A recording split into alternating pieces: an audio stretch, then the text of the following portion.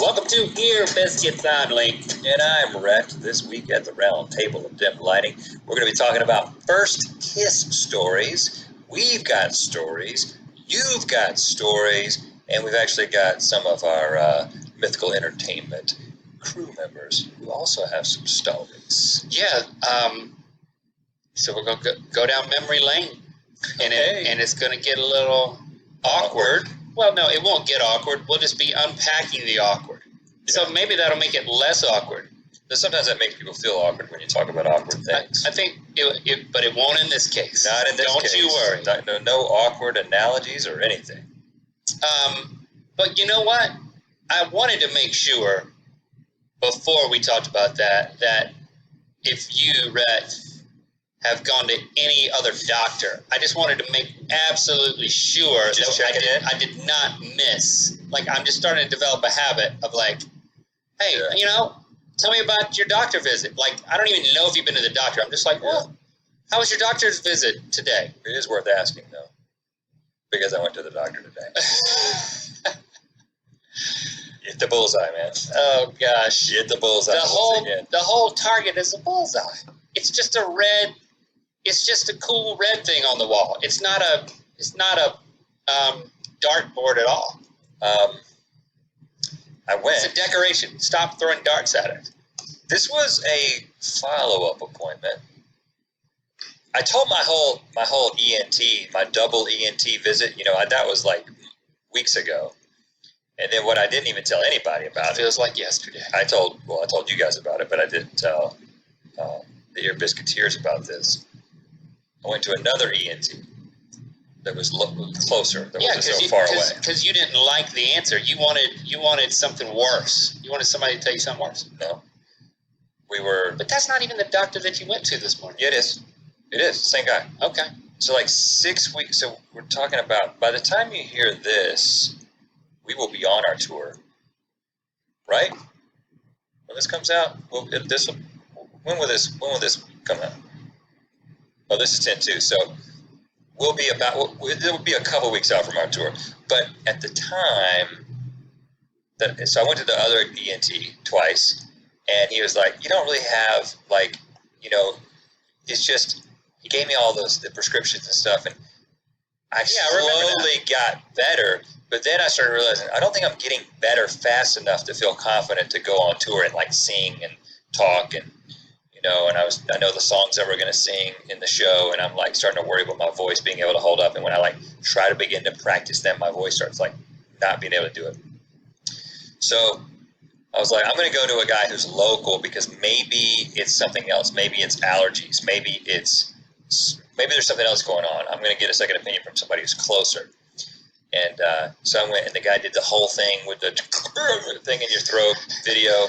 And again, he confirmed there's no nodes or anything specifically wrong. It's just a general irritation from something. He was like, I'm sorry. He's like, it's either allergies, but it might be acid reflux. And I'm like, acid reflux? So he gives me a prescription for basically generic Nexium, whatever, something that's like what do they call it? Protein pump, something. I don't know what it is. Basically makes your stomach make less acid. So I'm like a week into taking that just as a precaution. But then he's also like, and you should come back for an allergy test just to make sure that it's not allergies. In the meantime, basically, he sees the writing on the wall that this tall guy, I can milk him for everything. I'm gonna give him this drug. I'm gonna give him this test. Oh man, I got a whole regimen I'm gonna put you through. And I've also always wondered. I'm gonna bill you for it too. I've also always wondered, because I've got all these skin sensitivities and stuff, and different food. It would just be fun to know that you're allergic to something. I want to know, okay, is there anything definitive that you can find? So I wonder what was it the type where they put this stuff all over your back? Yeah, I'll get to that one second. In the meantime, I continue to get, just for those of you who are, unlike Link, who are actually worried about me, even though he is going to be singing with me, he's going to be trying to harmonize with me, which is going to be very difficult if there is no voice coming out of. It's difficult to harmonize with no one. Things get a little bit better every single week. There's little setbacks, but I get a little bit better. So I've lost my overarching fear that something really wrong is something. I mean, there could be something really wrong, but I've lost my fear that something really wrong. There's something really wrong with me. So it's not getting worse. It's getting slowly better, and I think that the timing, even if I continue at this rate, it's going to be okay. But I was like, I got this allergy test scheduled. I'm going to go in for it. That was this morning. So I go in there, and the woman who administers the test, this is what she does. She does it for multiple doctors. Okay. And there was I Instagram a picture of me, sort of shirtless, just like a shoulder. I wanted to keep you wanting more. Just give you a shoulder of me right there next to all the little things, all the vials. So basically, the way this works is they have concentrates of all these different allergens, and there's like cockroach, dog, cat, like animals, and then there's and then like molds, like multiple molds, penicillin mold, another kind of mold, and then different weeds, and then all kinds of plants, animals, environmental things. And what, they dab it on you? Two different things. The first test is it almost looks like an ice tray. And all these things are stuck, needles are soaking in this concentrate, but they're like 6 together in one. So she was like, yes, this used to all be one at a time, but now we just take this thing and just press it up against your back, and all 6 of them prick you at the same time. And there's 30 of them. Oh. So maybe 36. It's soaking in dog. How do you get stuff? First of all, how do you get dog concentrate? Dog juice. That's the main thing I was thinking the whole time, is how did they concentrate a dog down to that? I mean, did they kill a dog for this? It's a big blender. Or did they just take like a piece of the tail? I don't know how they got it. I mean, hopefully it was humane. But I have no way of knowing. Maybe it's just the hair. Maybe they shave a dog and then they put it in a blender and then they see what's left. They squeegee a dog. You bathe the dog and you get bath water? Squeegee it. Okay. But you don't get one needle, you get like 6. And I'm on your back first. Starts on your back. And how much surface area are all these needles concentrated in? Is it like a thumbnail size or smaller? No, with each 6, if they all come. That's 6 right there. Oh, like an index card? Yeah. A little bit smaller than an index card. And they push an index card size. It's got 6 points on it. Oh, wow. And it doesn't hurt. I mean, it's a little prick, but it doesn't hurt. And she also injects you with a straight hist. But you don't have that much surface area on your back to do 6 index cards. 6 index cards, do you? Heck yeah, I do. Well, you're a tall guy, I guess. I might only have 7. It's smaller. 6 or 5. Well, 7 is more than 6. That's true. Math major. That is true. But they're pretty small. Well, I'm not a math major, just for the record. Yeah, that was being facetious. It's just a weird reference to something I never was. It was to be math major. My wife is a math major. That's why I married her. She also gives you. I would not know. She gives you a straight histamine shot because everyone will react to a histamine injection unless you've taken antihistamines. That's why you can't take any antihistamines for a week before the test. So that's a control group. So to see if you can even. And then she does that, and then she does the 6. She's like, wait, 15 minutes. She's like, you're probably going to start itching or whatever. And I was like, well, I'm itching in like one place. And then she comes back and she's like, well, you're really only reacting to the histamine and not even reacting that much to it, which is weird because, like, as people pointed out on the Instagram post, like, remember what happened to me with the maple syrup on the show? Yeah, it made like this red pattern exactly where it was, like a raised. And maple syrup was not one of the things that was put into my body. So then she says, okay, she missed her chance. Now I've got to confirm that with she called it a subdermal something, but basically then she came over on this arm and there was 4 different levels of concentrations of the same thing. And based on the initial test, she does a confirmation test on your arm. It took an hour and 15 minutes. And then she goes through and she pricks, like she injects all this stuff into one arm. And you can like see the skin like bubble up with the concentrate underneath there. And then you wait another 15 minutes to see if you react to that. And then, long story short, I ended up having mild mild reaction. She said mild to moderate, but I think it was mild reactions to penicillin mold, another kind of mold, dogs. A mild reaction to dogs? Yeah. And I've got the report in the car. But isn't Barbara the type of dog that you wouldn't be allergic to? Well, no dogs are truly hypoallergenic, but some are more some are less allergenic than others. But she was like, "How long have you had the dog?" And I was like, 2 years. And she was like, "Well, that's about how long it takes for you to develop an allergic reaction to something."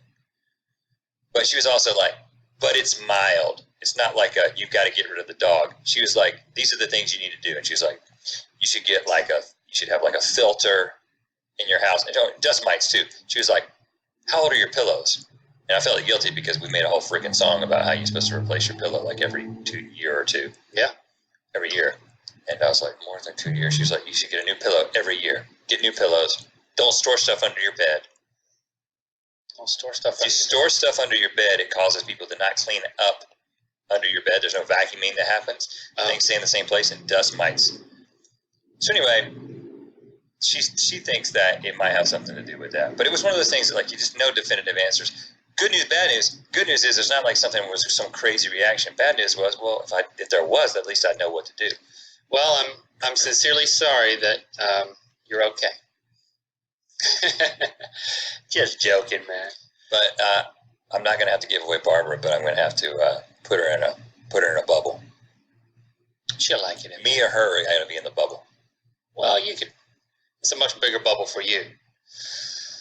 All right, guys, let's shift gears here a little bit to promote some merch that we want you to have.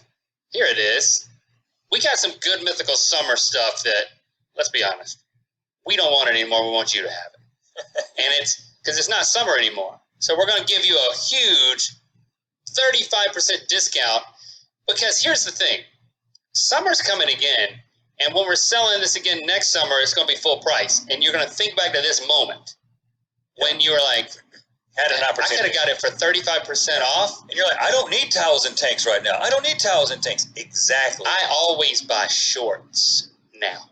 Buy shorts now. I always buy jackets in the summer. At the beginning of the summer. Right. Or at the halfway through spring. You're a clearance man. I'm a clearance man. They call me Clarence. I'm Clarence Neal. Clarence Carter. That's what they call me. So here, get this stuff. You're not going to regret it. It's like an investment in your summer. Yeah. And it's going to pay dividends of looking awesome. Get those arms toned now so you can bust them out in the good mythical tank top. With a towel. And you can use a beach towel year round. No one will know. It'll dry just as well. If you're drying off with it, that's a deal on just as a towel. It is a killer deal. Yeah, it could be a bath towel. Mythical.store. Mythical.store. Get it now. Now on with the biscuit.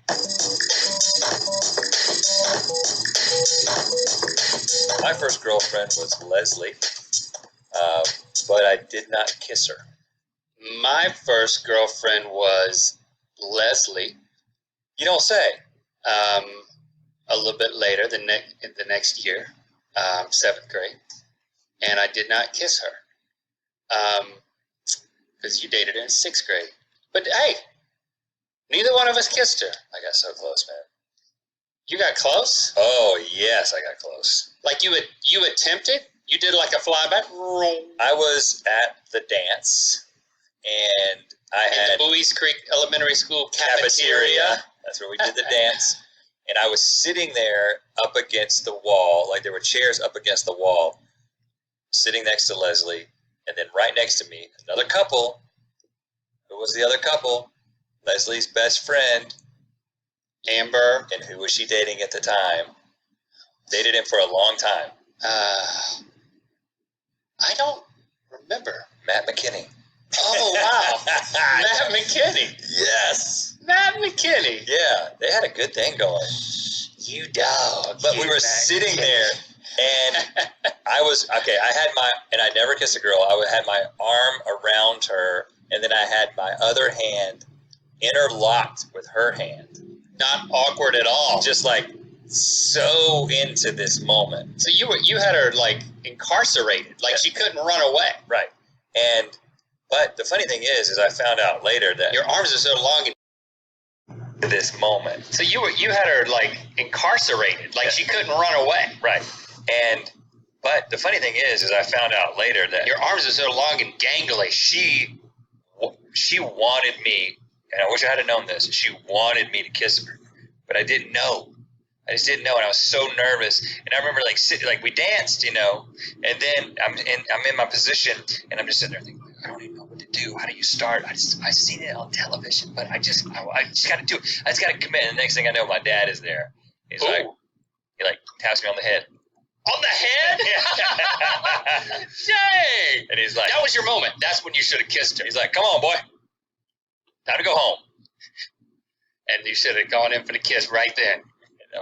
No. It's like, I think your dad might have been like subtly trying to push your head into her face. It didn't feel that way. It was more of a, you were subject to me and we're out of here. Yeah.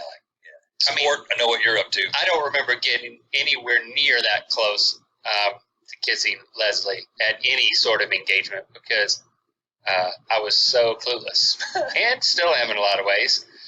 My second girlfriend was Amber. Oh, she was my second girlfriend as well. And she was my first kiss. Oh, she was my first kiss as well. This is all true, by the way. Yeah. People think we're nuts. So you dated Leslie in 6th grade. I dated Leslie in beginning of 7th grade, and then I skipped right over once Leslie dumped me because I was so clueless. Man, was that still 7th grade? Because then I dated Amber in 7th grade. I've always remembered that. And then you dated Amber. I was in 6th and 8th, and you doubled up in 7th grade. Yeah, big year for me. I bookended you with Amber and Leslie, and then you had the Amber and Leslie year of 7th grade. Well, I think we should bookend this conversation with each of our first kiss stories with the same girl, Amber, and see who did a better job. We can make it a competition.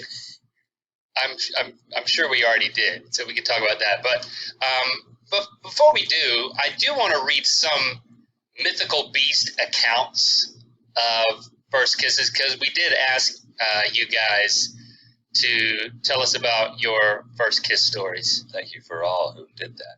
We asked for some honest yet funny ones. Kimberly said, I was 16 at the time. We were watching Bulletproof Monk. You seen that movie? No. Doesn't sound like a kissing flick. No, it doesn't sound like a makeout movie. And my boyfriend of 6 months decided that this was the best time to try. So yeah, she kind of admits it, like he's kind of boneheaded. He missed twice. Once because my head was in the wrong direction. I was watching the movie. So he tried to give her a kiss, but ended up pecking the side of her head or something. Yeah, right. It happens. And the second because our glasses smashed into each other. Yeah, that's an added source of anxiety. I mean, first kiss, you're concerned about what's going to happen. There's so many logistics. I mean, the first time I tried to water ski, it was not pretty. What? What do you mean, what? Water skiing and kissing are very similar. Explain, please. It's there's a lot of forces involved, and you're bound to get wet. It seems like something I made up, but I did. Water skiing. I hadn't thought of this ahead of time, but I do think it's very. Shut up! That was funny, man. It sounded like a setup and a punchline. It was funny. I actually laughed. Yeah, I did laugh.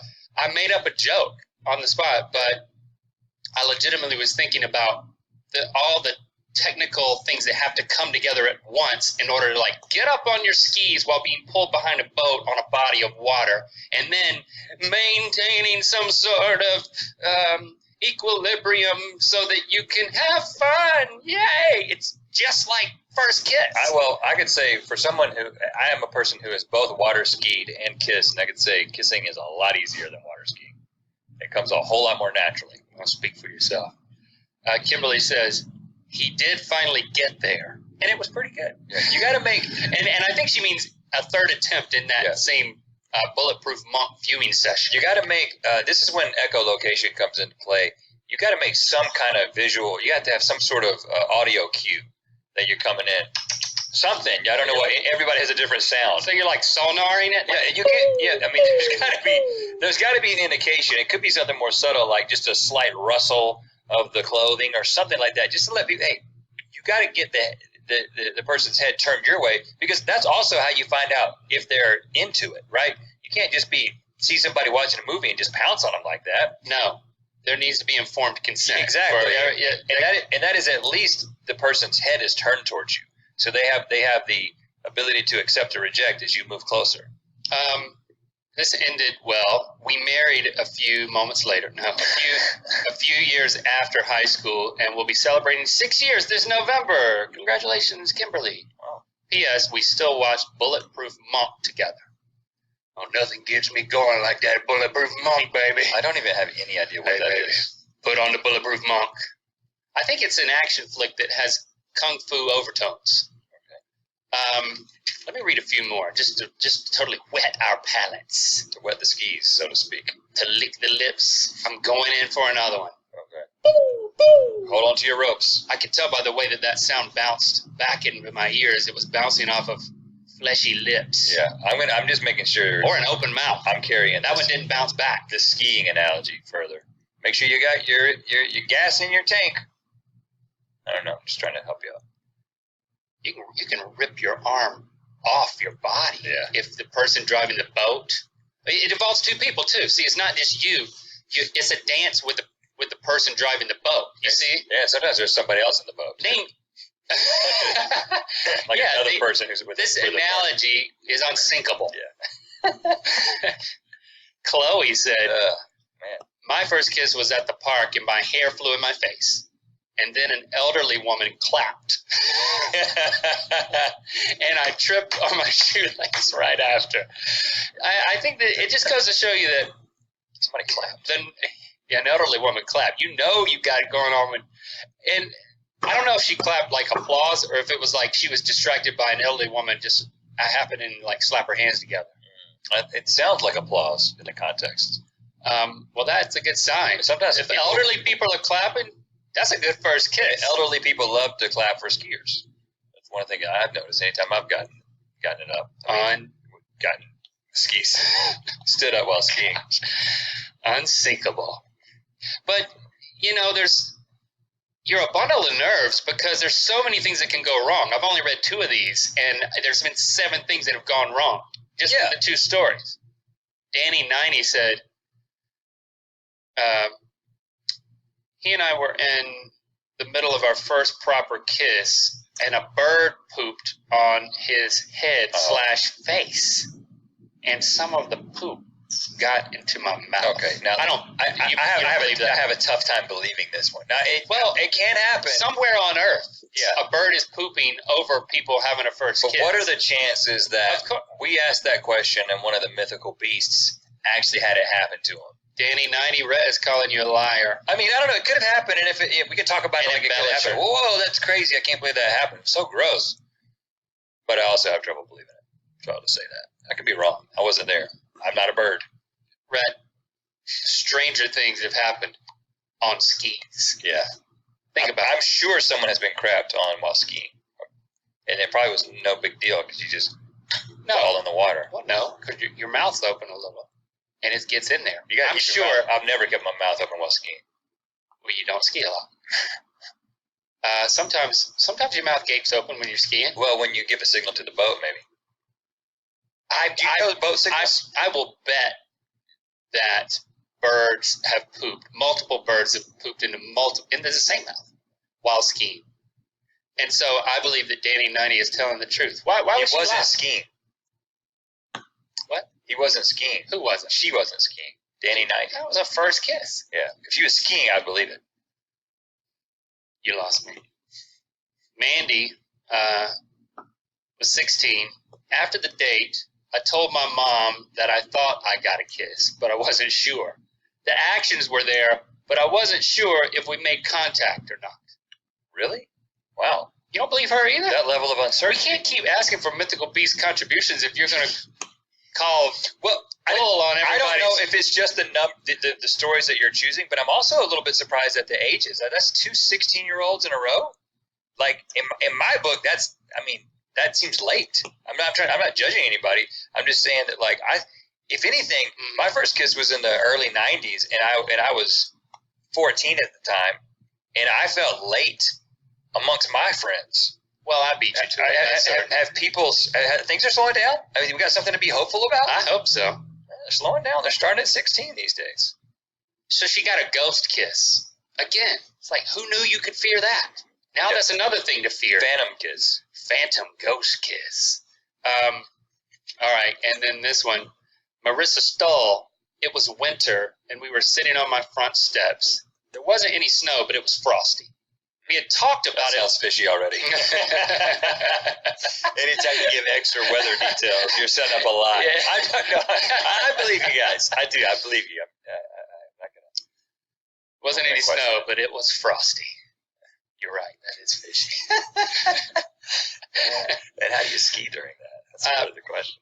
We had talked about it beforehand because he had to talk himself up to it, and apparently talk her up to it as well. It was cold enough that, his nose was doing that thing with the clear liquid that's kind of snot but more watery. Oh, gosh, that's worse. How am I reading this? When he kissed me, his first kiss ever, his nose drip fell straight onto my lips. Ooh, and I couldn't brush it away until he left to walk home. I just told him. And I threw up in my mouth. Oh, gosh. I just told him this after 3 years of being together, and he's mortified. Like, he didn't know for 3 years. Did they say how old they were? No, she didn't say, but not only does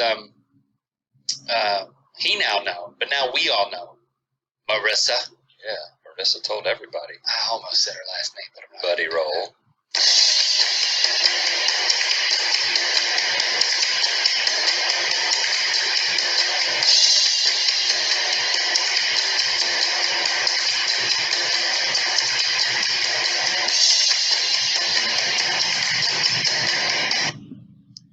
So, okay, we primed the pump. I believe that one now. You believe that last one? Yeah. Yeah, it had a ring of truthfulness. Yeah. The most false part was the frosty part. Frosty but not snowing. You get that nose drip, you don't know it. It's so cold outside, you don't know that it's there. Yeah. You're going in for the kiss. I'm glad that I'm over that hump. Well, way over it. Let me tell you, brother. Lots of kissing with my wife. Oh gosh, you don't have to reassure us. It's like big boy wants to tell. He's been kissing. What, you call me big boy? Yes. Big boy's been married for 17 years. Big boy wants you to know he kissing his wife. Yeah. Wow. So silly, man. Okay. But what about your first, man?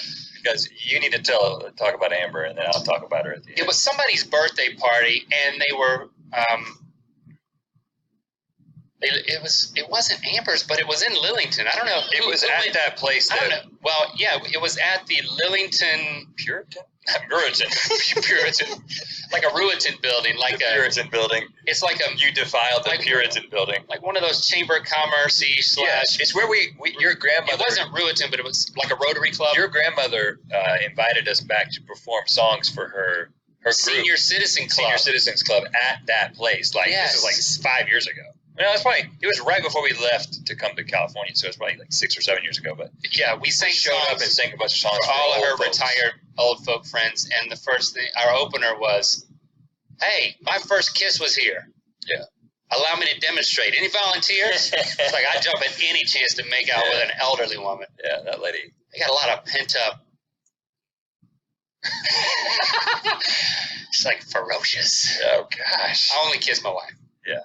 Except for that lady at that demonstration that one time. It was Frenching it. It was theatrical. You know, it was just to prove a point. It's like the actors. The actors are kissing all the time, and it doesn't count. Right? That's what it was when you kissed that old lady in the Rorton Club. I'm doing this as an actor to prove a point. That this is where there was proudly on display just to the left of this place was a caboose. Oh, caboose, yeah. Now, it would have been an epic makeout story if we had kissed in the caboose, but no, we were in, like, you walk in the front door and it's a big rectangular room with nothing but, like, metal folding chairs that wrestlers use to beat each other with. Without the wrestling. And elderly people sit on for like group meetings. Yeah. But for some reason, it was this middle school birthday party there. I think it was like Betsy's party because she was from Lillington.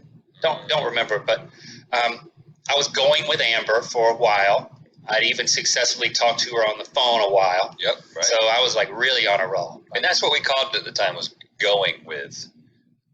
And nobody's dancing. Nobody dances this thing, and the lights are up, and there are adults there. Too bright. I'm like, there are adults here. There ain't no way. Too many chaperones. I'm gonna kiss my girlfriend. There is no way. I am way too timid for that. It's tough to get up on your skis when there's that much light and those many people around. Right. So I'm sitting next to her.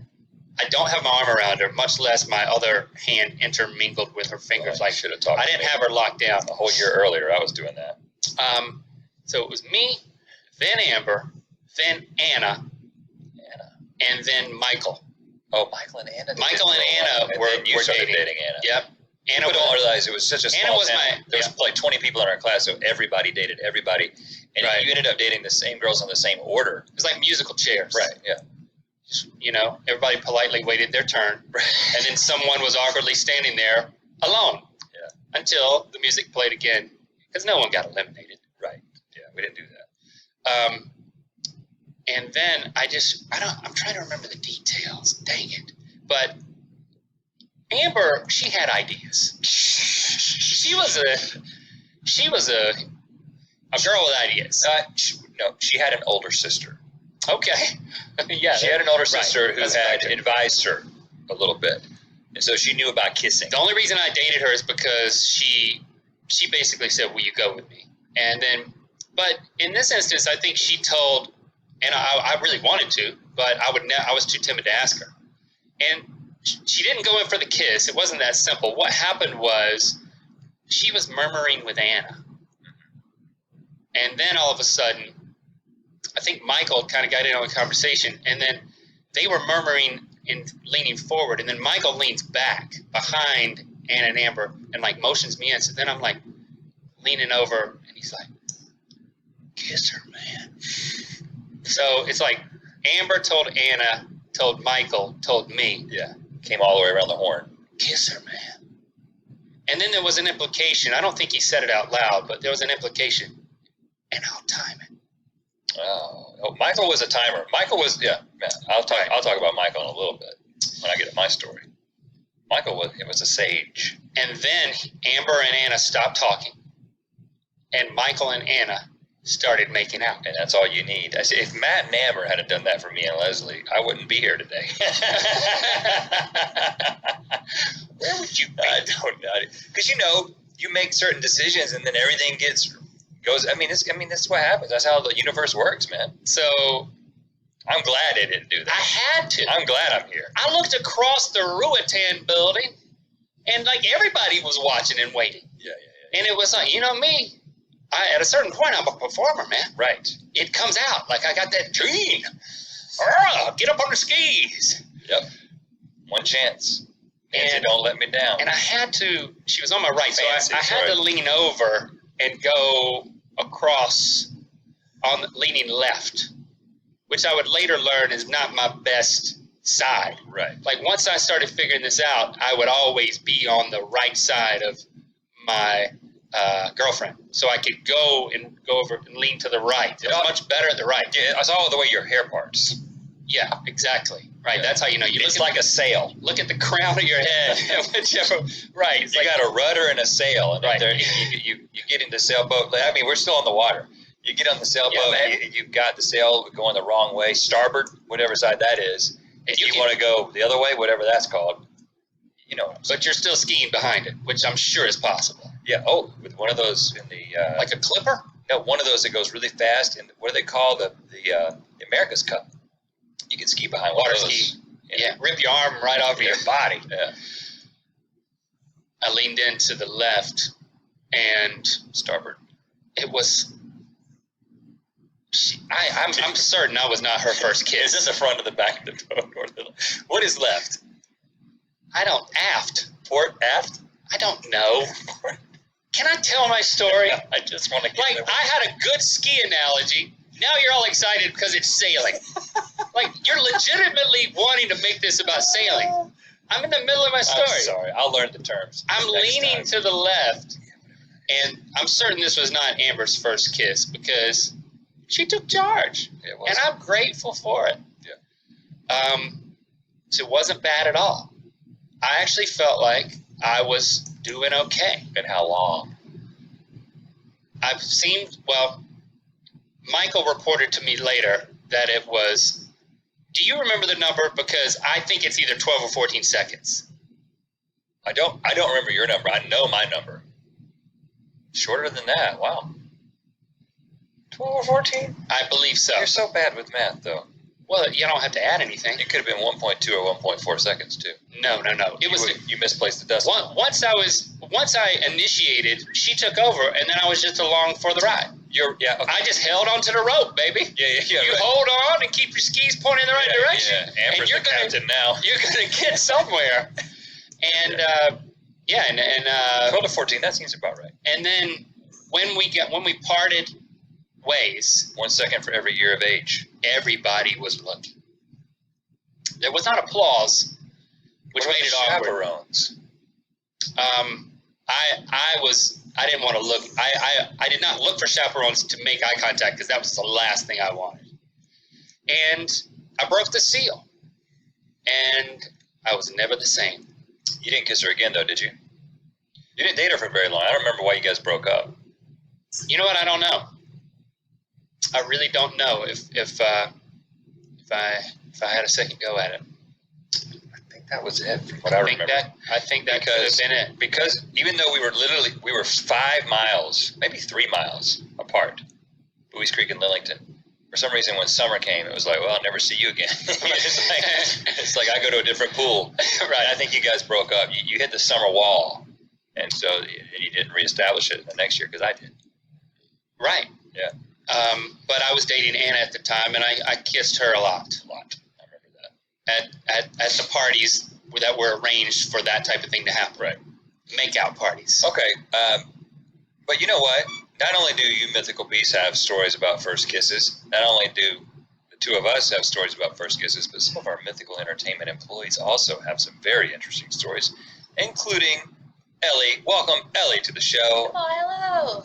Ellie, I'm graciously giving you my spot. Do you want to talk into my microphone? Hello, check. Don't smell it. Just talk into it. I had to. Don't breathe in, breathe out. Okay.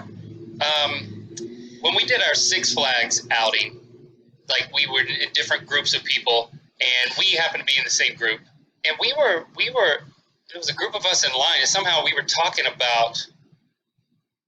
We started talking about first kiss stories. So I heard a little bit of this, but I think that's part of what gave me the idea for us to talk about this on an ear biscuit. Because I enjoyed your insights. Producing on my time off. I love it. No, you were on the clock. That's true. It was a team building exercise. You were not on vacation. It just felt like it. That's how fun it is to be on the mythical. You got paid to ride roller coasters. That's true. Yeah, no. I thought you were on vacation. Mission accomplished. Okay. We're actually going to take a vacation day from you. Oh, great. You said that. Great. I won't visit my elderly grandparents. Ooh. Okay, so what's your story? Okay, well, it's funny because it has, there's some interesting parallels, but my first kiss was in middle school, 7th grade to be exact, and I was dating this guy named Steve. Oh, Steve. And my best friend was also dating a guy named Steve. Oh, so Steves. We'll call them Steve 1 and Steve 2. 2 Steves? And the way that things worked at my middle school was like you're talking about how everyone in the retirement home is watching you kiss.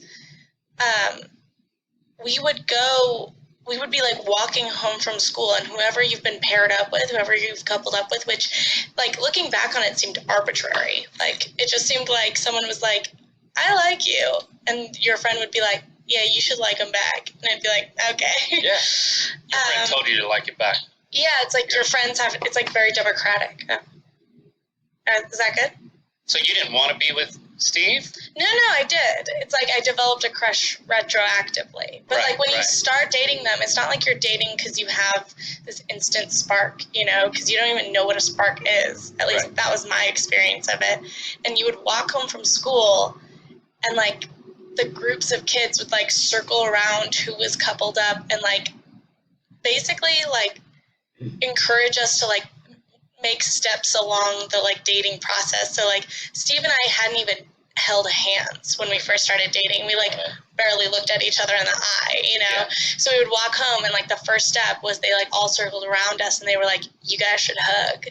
Hug, really? Yeah. Not hold hands? I thought you were going to say hold hands. They No. circled you. It's like Yeah. a tribal initiation or something. Everyone would watch and then we would be like, oh, okay. And then we'd like step forward and then hug. like pause and then like hug.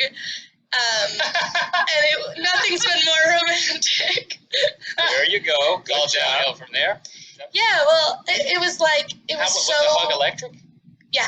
Oh, wow. No, I remember being like, oh my God, this is happening. Yeah. So that's how my first, like, boyfriend hug happened. The old boyfriend hug comes first. Yeah. The boyfriend hug comes first. And so my friend, I've never had Carmi, one of those. who was dating, you know, let's call him Steve too, Okay, yeah. they would circle around to both of us and they'd be like, you do it and then you do it. So I hugged Steve one, then she hugged Steve two. Yeah. The Steves Hug really, chain.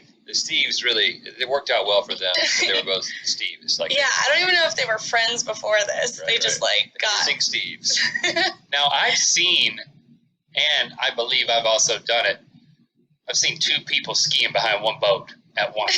Yeah. So, again, my analogy still holds. I've seen a whole pyramid. I love Back the in- water back ski. in the 50s. Yeah. Back in the 50s, man. I love the water ski analogy. You were throwing shade at it, but like the overwhelming power of like being pulled up out of that's the another water, part. Yeah. that's the So what's passion. the power of the engine is your own hormones, Oh yeah, right? raw, unfiltered hormones. Yeah. Exactly.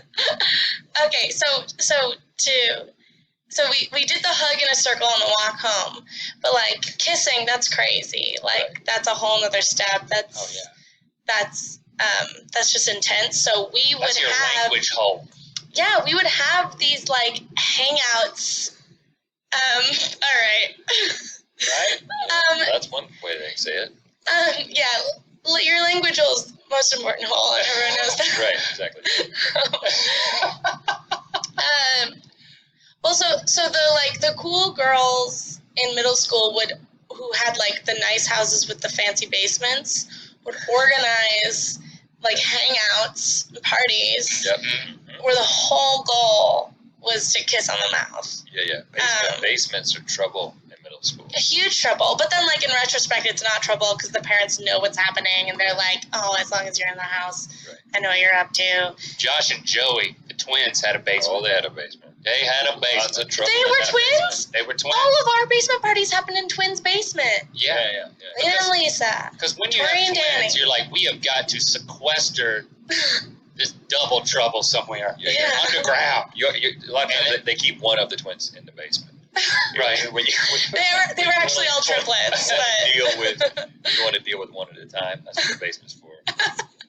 Twin quarantine. So you knew Steve was going down to the basement?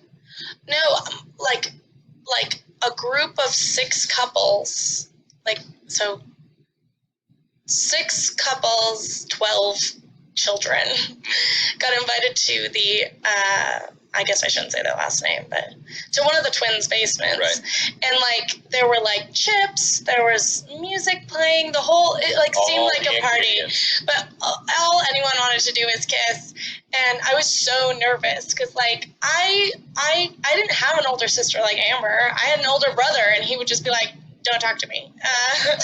Period. Not about anything. He's like, I'd rather not. We're close now, but when you're growing up, not the same. And so I would just read like Cosmo or 17, and they go way beyond what you're ready for. Like I had just hugged in a circle, and they're talking about like 69 ways to like blows mind, etc. So I was just like, I don't know what to expect. I'm super stressed out. So we made a game. It was basically like 7 Minutes in Heaven or Spin the Bottle, but like they spun it.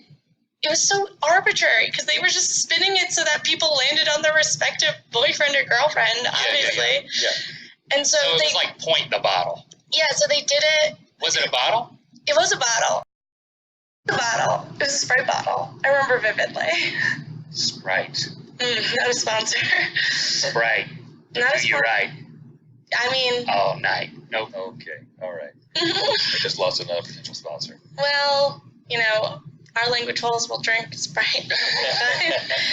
So great for your language hole. Sorry. Should apologize. Well, so I was super worried. They kept on landing on other couples, and they would go into different corners of the basement to kiss, and everyone would turn like we were like promising that we wouldn't look, but we would all watch. Yeah.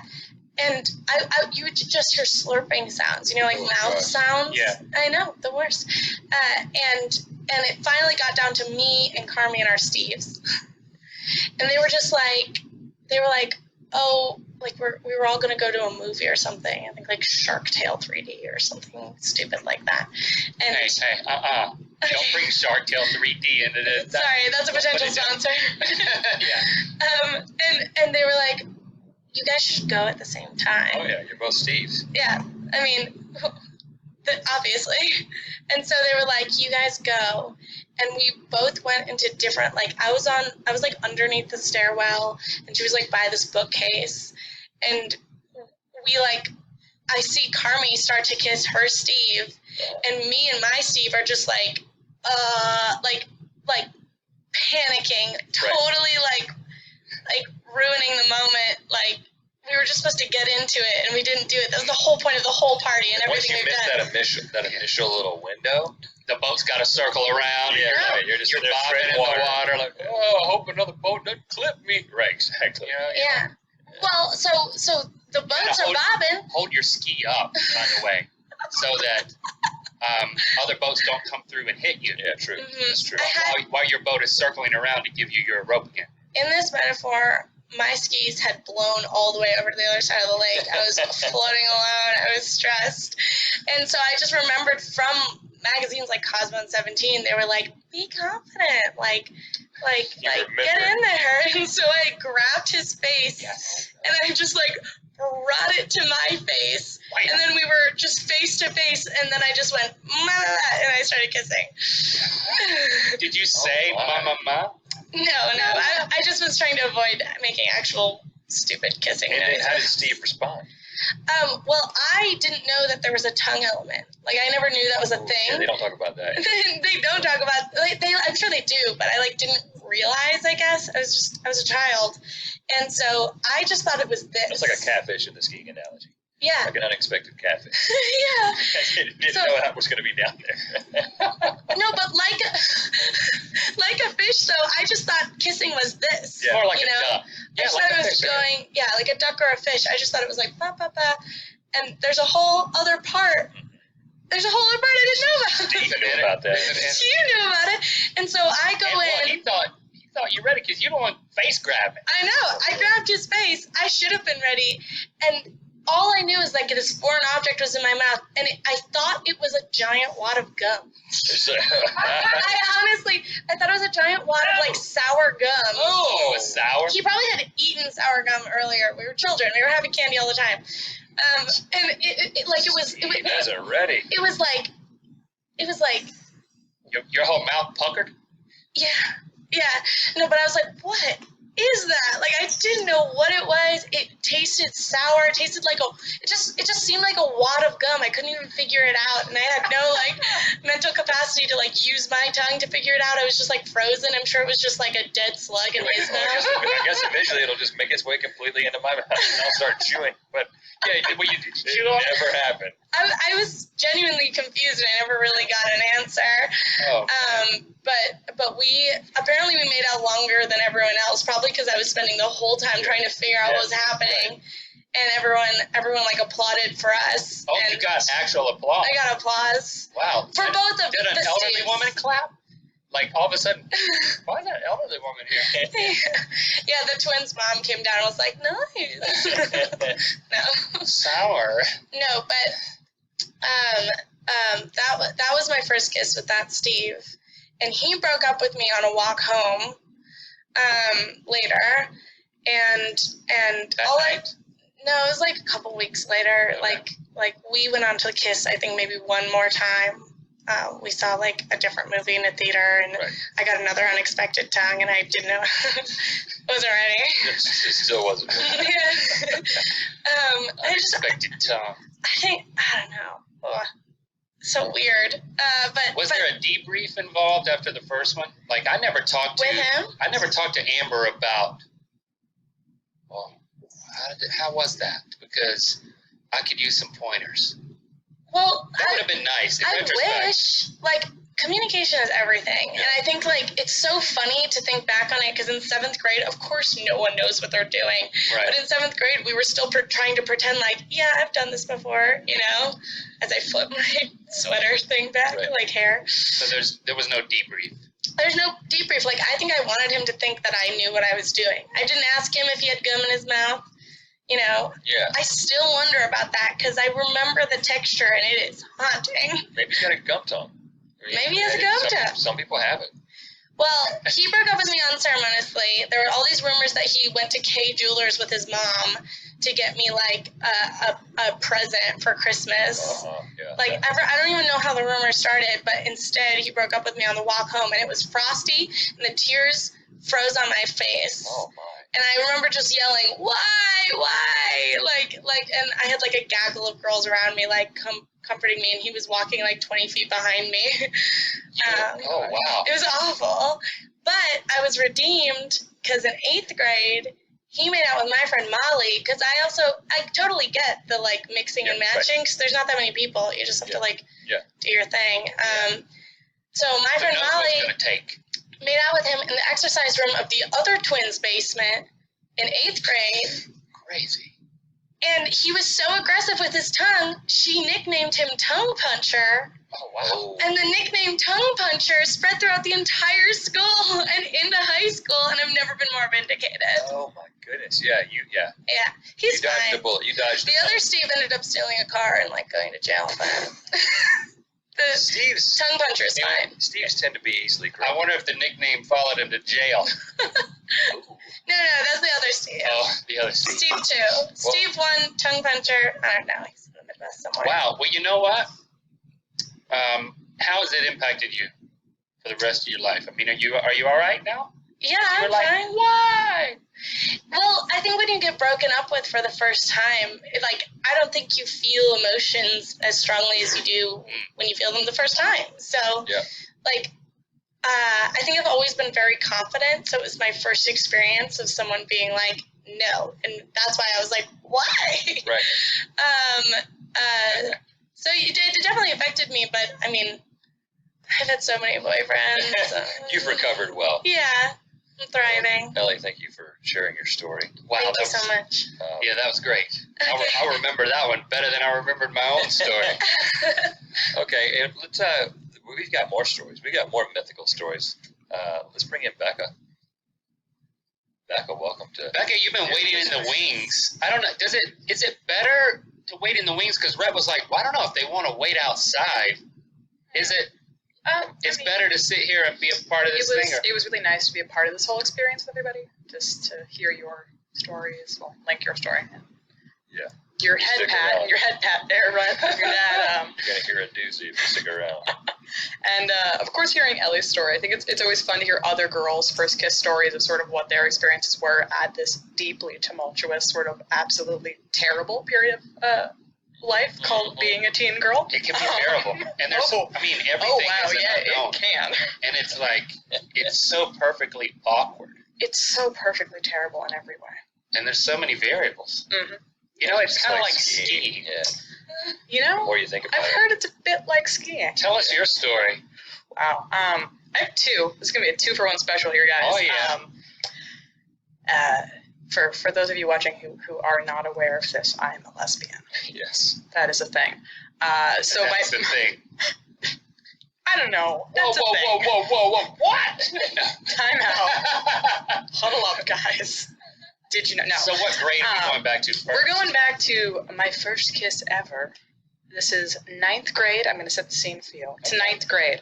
This is the fall, early winter of 2003, I would think. Like 13, almost 14. I've just come off of a really riveting summer wherein I played at least 8 to 10 hours a day of Final Fantasy XI, MMORPG. Is there much making out in that? There's absolutely no making out in that. Right. No, I played as a cat girl. I was a red mage. I did a lot of magic. Well, for making out. Actually. Prepares you not at all for making out. So how is there any fantasy, much less a final one? Yeah, and that was 11. They're on to like 15 now. It's never final. Lots and lots of that alone in my room with my guildmates, who ranged from friends of mine who I knew in real life, IRL as you would, and like a bunch of guys in the military who had nothing to do. This may have been the height of that. Steves. It's just a bunch of Steves, whole bunch of Steves. Interesting overlap. There's lots of both groups. A lot of guys named teach Steve. the A other lot of group Steves. A lot of stuff. Steves. Yeah, a whole bunch of Steves.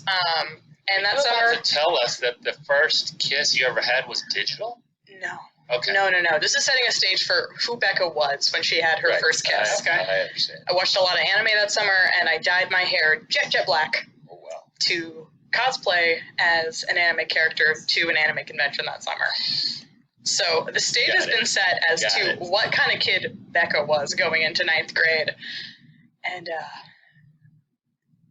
early in 9th grade, I was in the band. I played flute.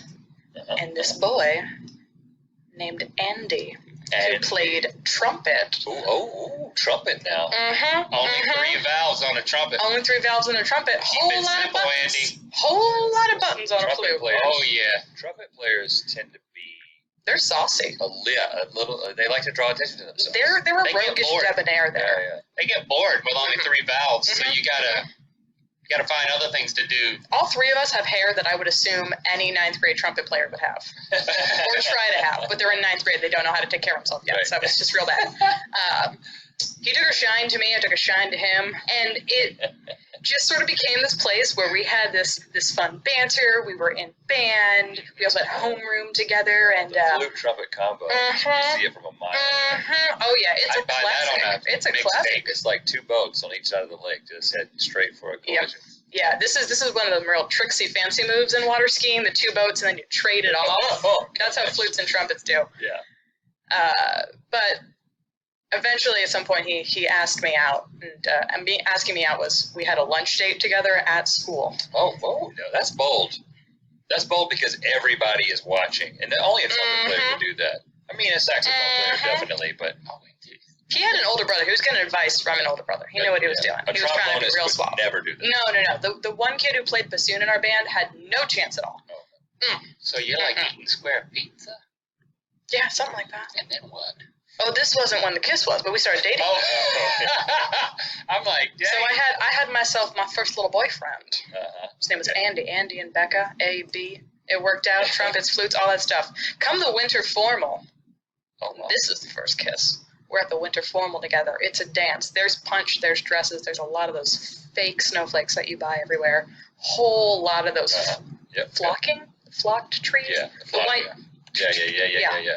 Those ones. A lot of those. The dance ends. It's an uneventful dance. I remember very little of it. He takes me home like a proper gentleman to make my non-existent curfew, because my parents really didn't care what I did, because I was such a big freaking nerd that they knew I wasn't going to try anything. He drove his own car? Or No, he did not. His mom picked us up and dropped us off. Okay, good. But she was like a cool mom, so it was okay. And it was an SUV too, so we could sit in the way back and feel like we were getting chauffeured. Oh, yeah. Is that where it happened? No. At my front door. Like every just teen movie. Like a freaking movie. This was an episode of Dawson's Creek, the tail end of like whatever you thought was actually going to happen on Clarissa Explains It All, and it never did. You know, This was just a teen girl fantasy. And I'm right there with his you. parents were in the car? His mom was in the car. His mom was in the car, and he walked you to your He door. walked me to my front door. I unlocked I didn't the think door. this ever actually happened. Were the headlights like blazing? No, she was like you couldn't see my front door from my driveway, so like we had a little bit of privacy. Okay. It was kind of a nice moment. Perfect. Oh, such a nice moment. I was wearing a red dress, and I only remember that because I spent most of this time prior to the kiss looking at my feet because I had no idea what was going on. I'm the oldest child in my family. I have some older cousins.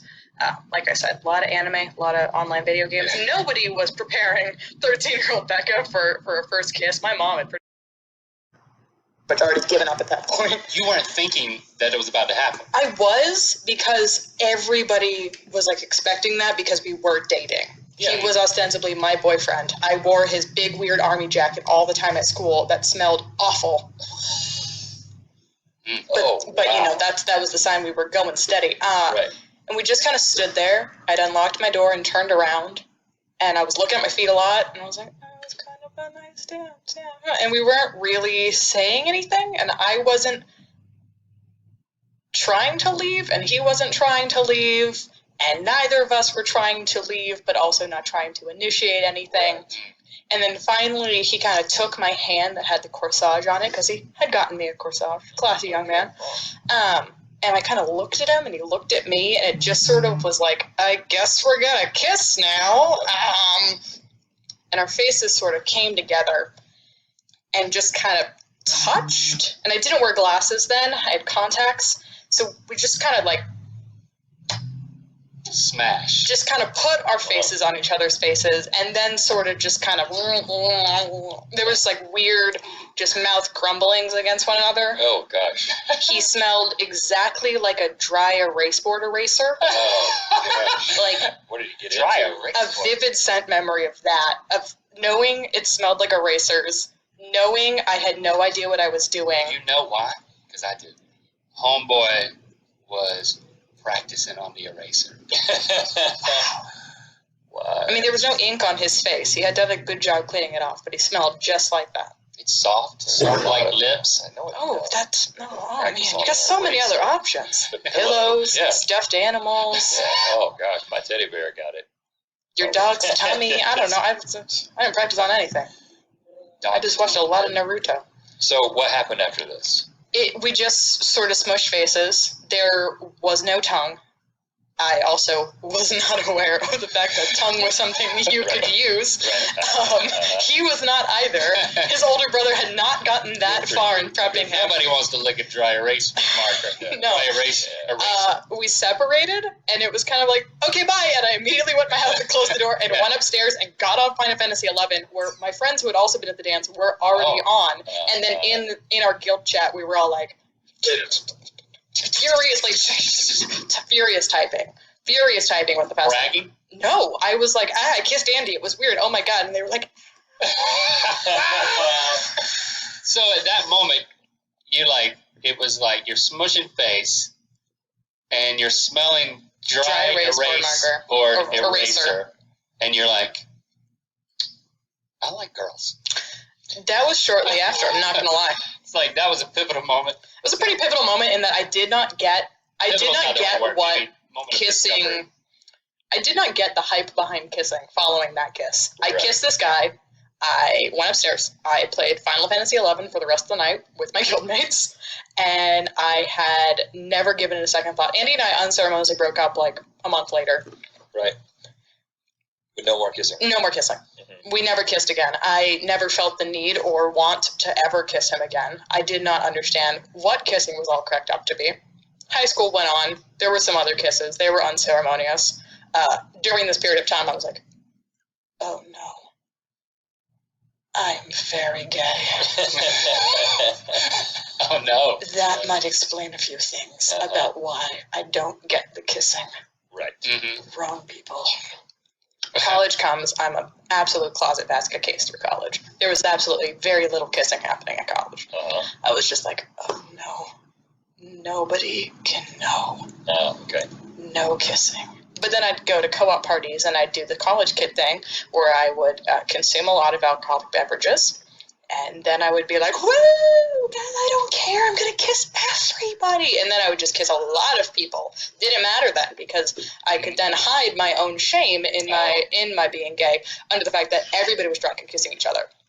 Because, that's how it does. And then my senior year of college was my first real certifiable, stamp it on the paper, get it notarized, kiss with a lady that I can recall that was not just because I was very drunk and everybody was doing it. First meaningful kiss, yeah. It was also at a party, so I know the setup's not good. The setup is not great, but it was the last part of the year for a student group I was involved in college called the University of California Rally Committee.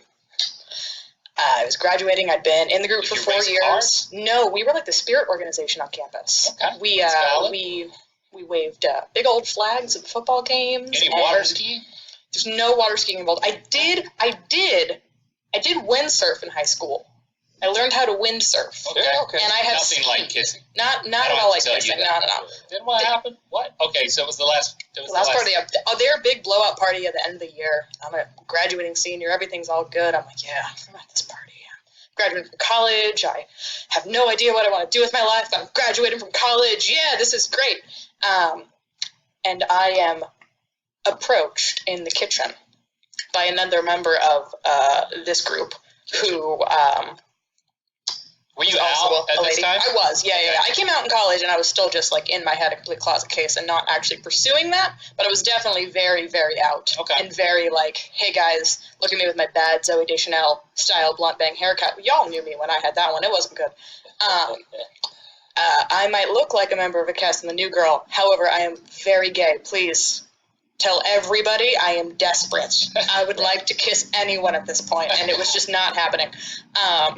Because once it ever came to like, hey, Becca, you should meet my friend, I was like, oh no, panic, I'm bad, the things. I was cornered basically in the kitchen while refilling my adult beverage at this party, and I turn around, and it's a girl who is also in the rally committee. She is a junior, year behind me, blonde, real cute, known her for a couple years.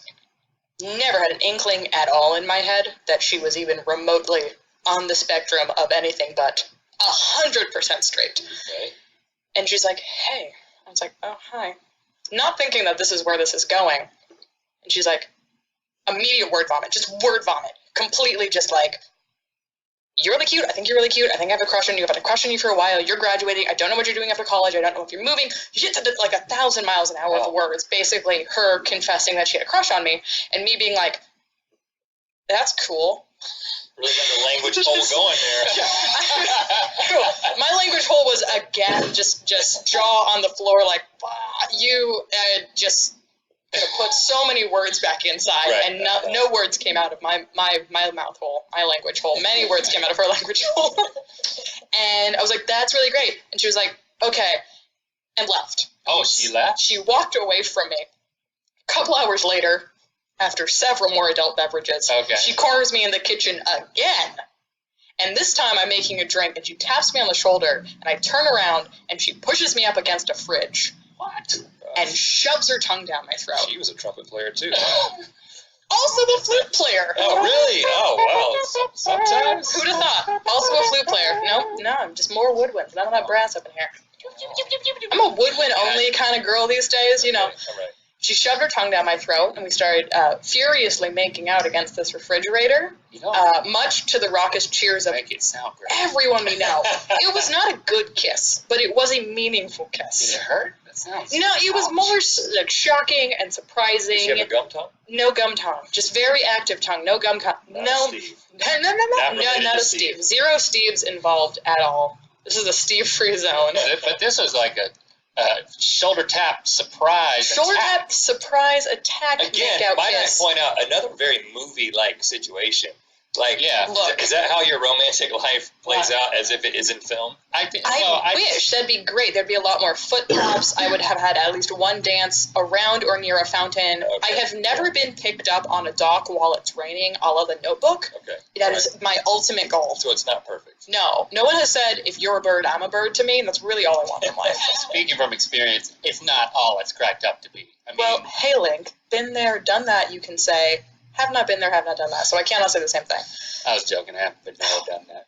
I was going to be really surprised. Not to So did this not to put you down, man. did this turn into something more? There was a lot of furious making out. I at some point we left that party. I left with her. I won't elaborate the rest of the story from there. From there, other people got to use the fridge. Then other people got to use the fridge. Okay. Yeah. I promptly then ignored her for 6 months. She tried to ask me out a couple times, and I was just like, panic. I'm very good at that. I panic and run away from most situations in my life. So I had this very meaningful first kiss. I then panicked for 6 months and ran away. 6 months later, she asked me out to the ballet to see Swan Lake. Oh, wow. Yeah. Very dark. Very dark. I went. It was a great time. We dated for 3.5 years after that. Oh, wow. Yep. Yeah, y'all met her. Okay. Yep. Okay. Yep. Yes. Got it. Yeah, we dated for 3.5 years after that. Well, you know what? So that was a victory. It was It was ultimately a victory. It was definitely, as you can tell in both situations, I sort of was the much more passive actor in this, of just sort of, stuff is happening to me, I guess. But yeah, it was a great. I mean, getting tapped on the shoulder and then having anyone just be like, I am into you enough to shove you up against a fridge and furiously make out with you in the middle of this party. That was a great time. There was a lot of raucous applause from friends around us. A whole lot of people suddenly were aware that both of us were very, very gay, who had no idea prior to that. I'll never look at a fridge the same way again. But you know what? Or Thanks keep your eggs inside of it or make out. For sharing your story, and especially the vulnerability associated with it. So we do appreciate that. And now you can. And now I'm getting kicked off the podcast. We talked about there was going to be a weird moment, and now you can leave because I don't know. I'm really bad at that moment. Yeah, right. Yeah. It's understandable. It's like your dad trying to get off the phone. It's like me trying to kiss my girlfriend. Yeah. I'm gonna go not kiss people. Thank you, buddy. Well, I mean, moving back over here. So, I mean, now the time has come for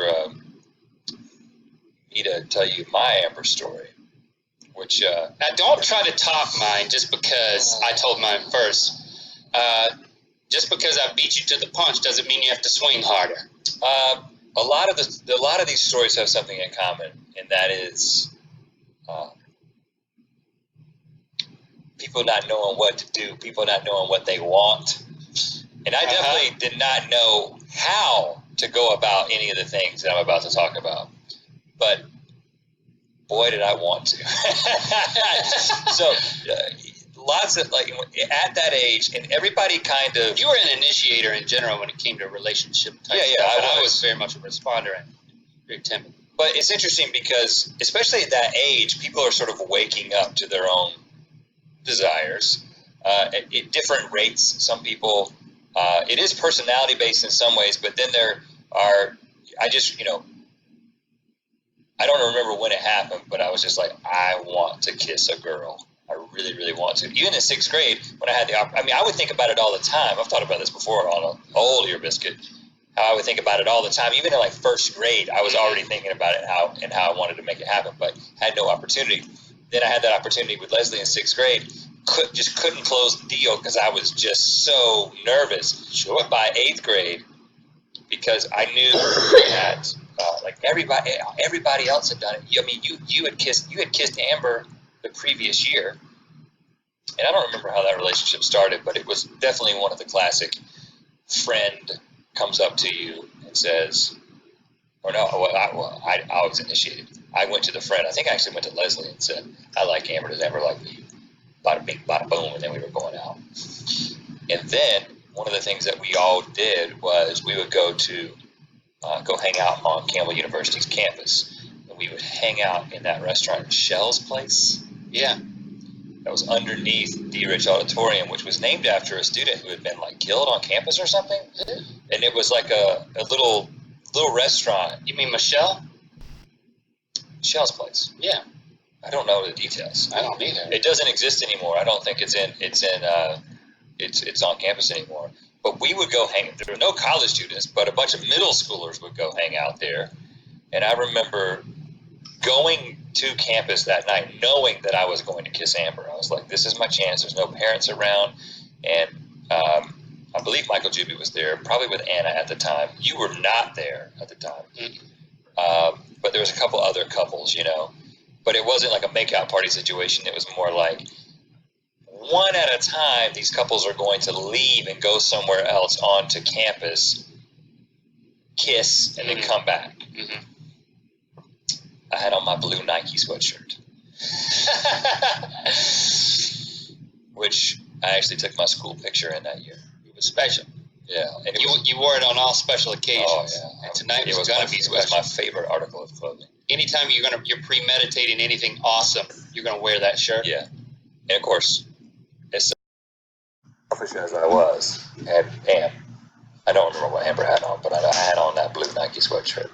You premeditated to be mythical. And I said, I am going to walk her to the fountain. By the way, let's do a t-shirt called Premeditate Mythicality. That's not that catchy, but I mean, maybe it'll catch on. Lots of syllables. I'm going to walk to the fountain. It's nighttime. There's a nice fountain out there, that part of the campus. And it is a nice fountain. I'm like, I'm going to sit down. And again, just the like edge of the fountain is kind of like a bench. Amber makes you feel like this is going to be okay, because you already knew that she had kissed other guys, and I had never kissed anybody. But I just knew that like it wasn't going to be this weird thing for her. I knew that she understood what was happening, and so that whole weirdness was taken out of the fact. And she knew when we got up and walked to the fountain that was exactly what was going to be happening. And the only thing I was thinking was what Michael Juby had told me, which was, you got to count. You got to count. He was a proponent of the timing of the kiss. And he's not even an accountant now. He's a lawyer. So, but I guess there is a lot of math involved, a lot of counting involved with that. But he was like, you got to count. And so I was thinking, I got to count for Michael. And I go out there and we sit down. Michael.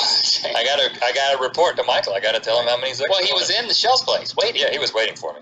I could come back and just flash a number at him, you know. And I knew that if I wanted to go back and it needed to be something I could just communicate with my hands, it had to be under 10 seconds. Because I've only got 10 fingers. I didn't want to be in a situation where I'm like going like 20, like 15, hand Morse code. So I'm like, I got to go sub 10 seconds so I can communicate it. So we sit out there for a second. I put my arm around her, and I just like looked at her. She looked at me, and she had the I know what's about to happen, and I'm totally into it look on her face, which just made it very easy. And I leaned in, and I got to say, I went in with an open mouth. Now, not like a. I think your mind is what's supposed to be open, and your mouth is supposed to start shut. And I went in with an open mouth, and there was an exchange. There was a tongue exchange because she was ready for that. I was ready for that. I knew that was going to happen. Well, you'd heard many reports of my success. Yeah, and we kind of got into a little rhythm, and then a couple of seconds in, I was like, oh shoot, I got to be counting. Oh, so then you had to estimate. I had to estimate that it had been going for 3 seconds, and then I was like, and that's what you're going to come back to argue that you still went as long as I did. 6, 7, and then I was out. 7's a complete number. It's a prime number. It's a perfect number. Oh gosh! And got to keep it on. You got to keep it in single digits, and so, and then you didn't say anything afterward because you don't. There's nothing to be said. You just kind of like. Now, yeah, I actually forgot an important detail, and I've told this story before at some place, so I probably have told that detail. But I actually did what I think is the right thing to do. I said, even though I knew she was totally okay with it, I was like, can I kiss you? That is great. I mean, seriously, I think that is. And then she was like, that is great. Yes. And so, yeah, because first of all, the communication aspect of it is really important, right? Absolutely. Because informed consent goes, it applies every way. But just in every direction. The briefing, the pre-briefing, the post-briefing, the awkwardness will kind of go away if you talk about it a little bit. Mm-hmm. But it was great. It was good. We ended up basically dating that entire 8th grade year. Was Michael pleased? Came back inside, flashed him to 7, gave me the thumbs up, and And then many times later, me and you actually sat and watched Michael kiss other people at church lock-ins. Remember that? Yeah, I was not about to make out at a church lock-in. And Michael went for so long that counting just didn't matter anymore. Right, it was like an aerobic exercise. It's like, what are you going for 20 minutes? Yeah, right. It was definitely a minutes situation. It was no longer a second situation. So you're talking about moved well beyond raw mouth. But yeah, it was so. But like I said, it was something that I was. I mean, we talk about this with the fact that our kids are in this age group now. Yeah, they're right in a sweet spot where when we were discovering all that, and now they're that age. And I haven't told that story. I mean, we've talked about a lot of things in sort of like general terms. Mm-hmm. Trying to be as educational as possible and give the best possible advice. But I haven't told lots of personal stories. Mostly as to not give me too many ideas. I'm currently figuring this out as well. Right. And so I'd rather not verbally process it on the podcast. But yeah, we could, well, maybe next time. But yeah, I'll say that we're figuring this stuff out. I want to keep it about us. Okay. I want to respect the privacy of my. Oh, I'm not going to tell any stories or mention any names. But yeah, thank you to all you mythical beasts who shared your stories. Thank you to Ellie and Becca for sharing their stories. Yeah. And thank you, Link, for sharing your story. You're welcome. Thank you for your story, too. All right, guys. We'll talk at you again next week. Can we count on you? I knew we could.